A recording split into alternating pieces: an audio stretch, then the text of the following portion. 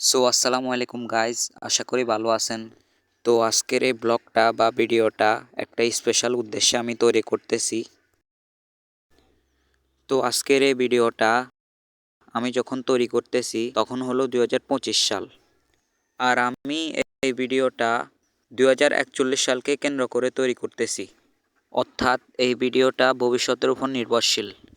তো গাইজ, এখন হলো 2025 সাল, আর এখন আমার বয়স হলো 16। এর ভিত্তিতে 2041 সালে আমার বয়স হবে 32, অর্থাৎ আমার বয়সের দ্বিগুণ।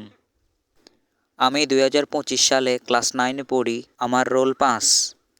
এই ভিডিওটা যখন আপনারা দেখতেছেন তখন হয়তো আমি আমার হাই স্কুল শেষ করছি, তখন হয়তো আমি অনেক চেঞ্জ হয়ে গেছি, তখন হয়তো আমি বিয়ে করে ফেলছি। আর আজকের এই ভিডিওটা আমি শুধু 2041 সালের জন্যই তৈরি করতেছি না, এবং এই ভিডিওটা আমি আমার নিজেকে অনুপ্রাণিত করার জন্য তৈরি করতেছি। এখন আমি ক্লাস 9-এ পড়ি, আর আমার জীবনের লক্ষ্য হলো সিএ হওয়া, অর্থাৎ চার্টার্ড অ্যাকাউন্ট্যান্ট। এখন আমার জীবনের লক্ষ্য হলো সিএ হওয়া, আর আমি কখনো আমার লক্ষ্য পরিবর্তন করব না। আর আমি যদি এই জীবনে কিছু না করতে পারি তাহলে আমাকে লুজার ভেবে নেবেন, আর আমাকে একটা বোকাচোদা ভেবে নেবেন। আর আসলে আমি গালিগালাজ করি না, কিন্তু আমি যদি আমার জীবনে অসফল হই তাহলে এই গালিটা আমার প্রাপ্য। আমি সবসময় আমার লক্ষ্যের উপর ফোকাস করব, পরিশ্রম করব এবং লক্ষ্য পূরণের চেষ্টা করব, এবং জীবনে অনেক বড় কিছু করব। এই ভিডিওটা আমি অনুপ্রাণিত ভিডিও বলার কারণ হচ্ছে, এই ভিডিওটা দেখে কখনো যদি আমি দমে যাই বা হাল ছেড়ে দিই, তখন এই ভিডিওটা দেখে যেন আমি অনুপ্রাণিত হতে পারি। তাই আমি এই ভিডিওটাকে অনুপ্রাণিত ভিডিও বলছি।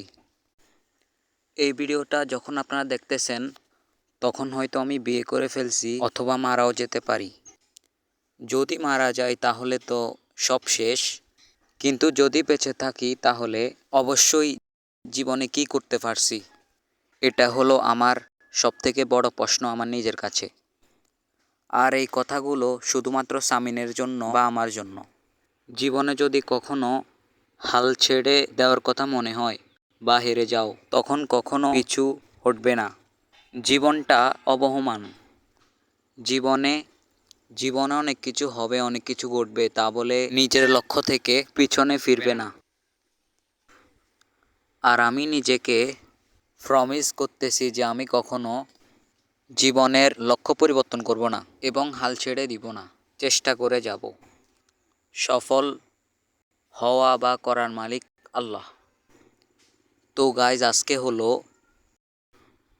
আজকের তারিখটা কই?